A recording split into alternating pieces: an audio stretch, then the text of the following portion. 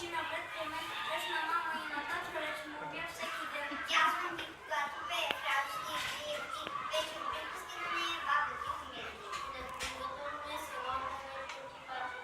Имате петнежа, песен да другите знам пред. Всеки може, всеки знае своята близки, да знае. Ама аз не ми кара да ме където прочети. Какво ще кажеш ти? Сложна работа е тая, сам от себе си го знае. Сричах половин година, най-трудното премина.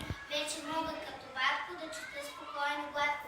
Ах, направо съм страхотна първокласничка.